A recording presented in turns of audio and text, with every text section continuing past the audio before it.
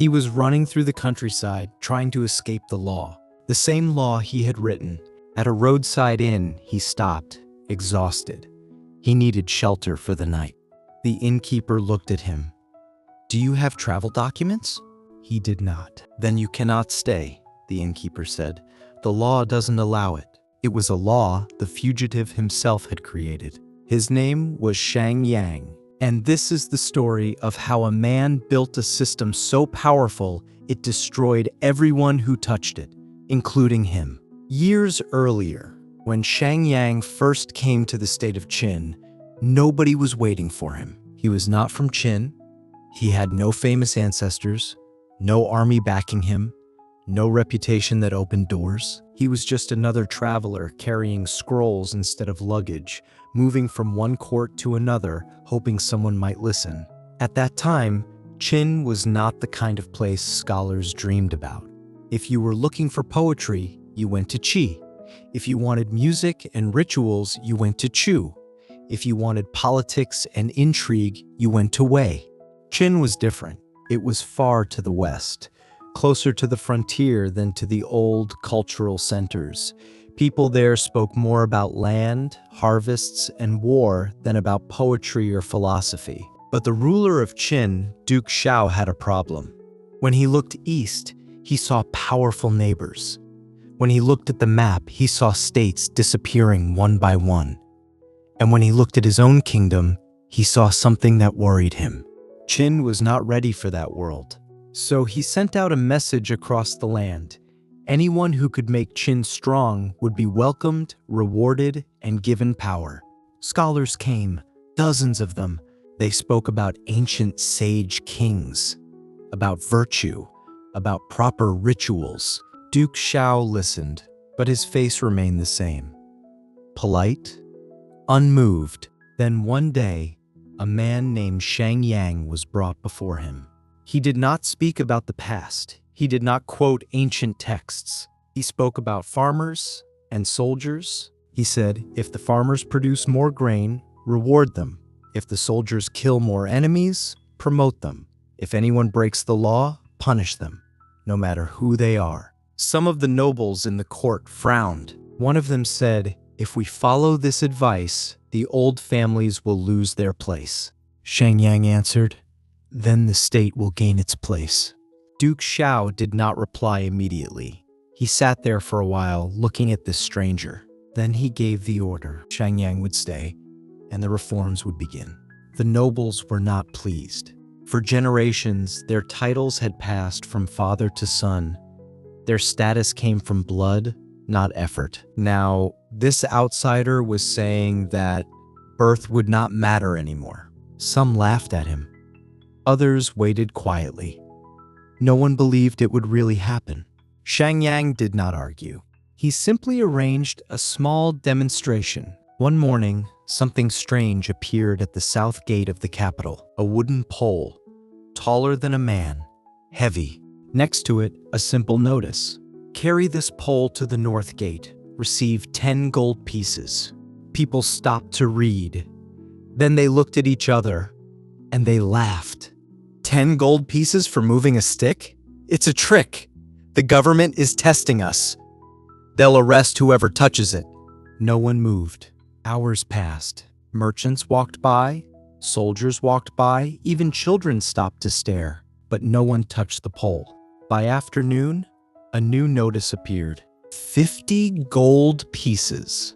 The crowd went quiet. 50 gold pieces could buy land, could feed a family for years.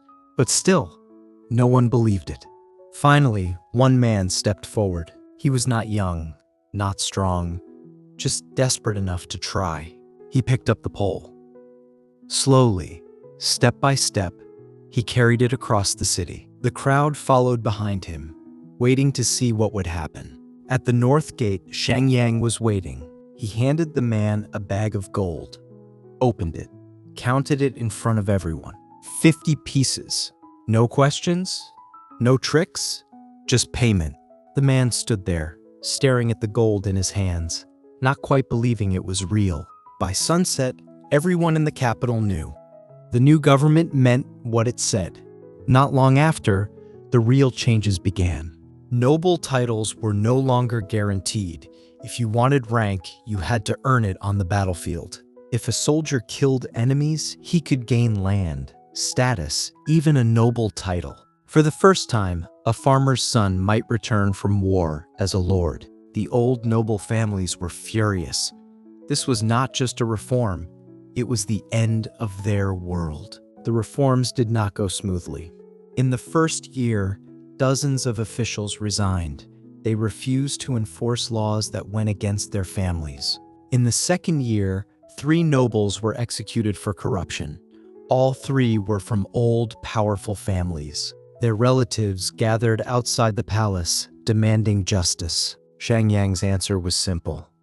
Justice has been served. Some of the nobles began plotting against him. Duke Xiao heard the rumors. He called Shang Yang in. "They want you dead," the duke said. "I know," Shang Yang replied. "Are you afraid?" Shang Yang thought for a moment.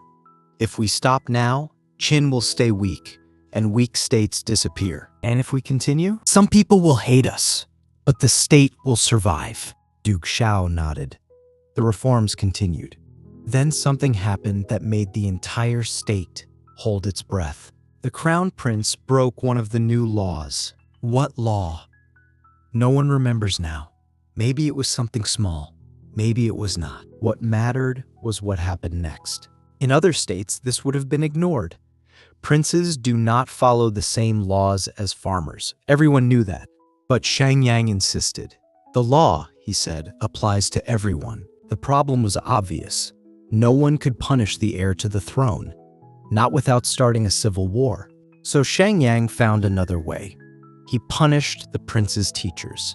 One was branded on the face, the other had his nose cut off. The message was clear. If the prince broke the law, the people around him would pay.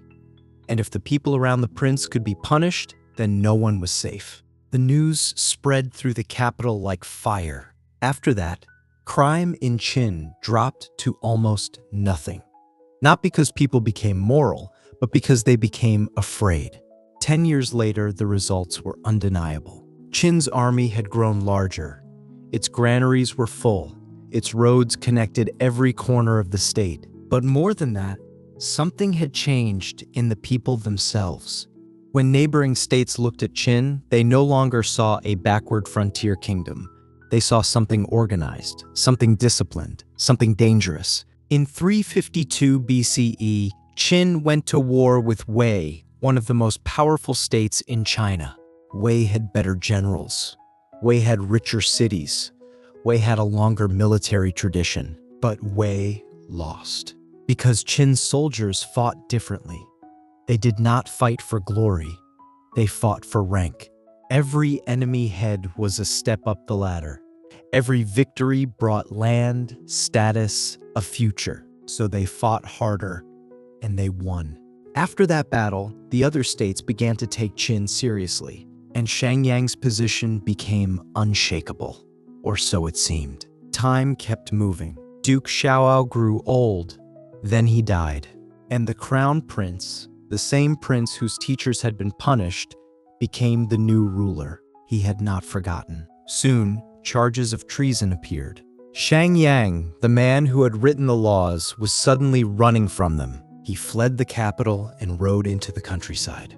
One evening, he stopped at a small roadside inn. He asked for a room. The innkeeper asked, "Do you have travel documents?" Shang Yang did not. "Then you cannot stay," the innkeeper said. "The law does not allow it." It was a law Shang Yang himself had created. He was captured not long after, brought back to the capital. The punishment was severe. He was executed and his family was wiped out. The nobles he had angered finally had their revenge. But the strange thing was this. The new ruler did not cancel the reforms. The laws remained, the system remained, the army remained, because by then, Qin had already changed too much. At that roadside inn, when the innkeeper refused him shelter, Shang Yang could have revealed who he was. He could have said, "I am the one who wrote these laws. Surely I can break them once." But he did not. Maybe he knew that the moment he broke his own law, the entire system would collapse. Or maybe, after years of enforcing the rules, he had started to believe them himself. Either way, he kept running, and the law kept chasing, until there was nowhere left to go. That is the price of building something perfect. It does not bend, not even for you. Shang Yang died, proving that no one escapes the machine, not even the engineer, but the machine kept running. 40 years after Shang Yang's death, the armies he had built began their final campaign. One by one, the rival states fell. Han, Jiao, Wei, Yan, Chu, Qi. By 221 BCE, all of China was unified under a single ruler, the first emperor of Qin. The empire that Shang Yang never saw had finally been born. It was built on his laws, his discipline, his system, and it proved something he had always believed. That fear, properly organized, could conquer the world. But the empire lasted only 15 years, because a system built to survive war had no purpose in peace.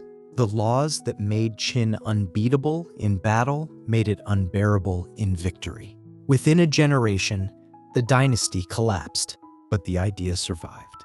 The idea that the law should stand above everyone, that merit should matter more than birth, that the state is more important than any individual. These ideas outlived the Qin Empire. They outlived Shang Yang. They shaped China for the next 2,000 years. So in the end, Shang Yang got what he wanted. Not glory, not safety, not even gratitude, but permanence. His system survived, even after everything else was gone. And maybe that is the strangest part of all. The man who built a system that killed him also built a system that no one could kill.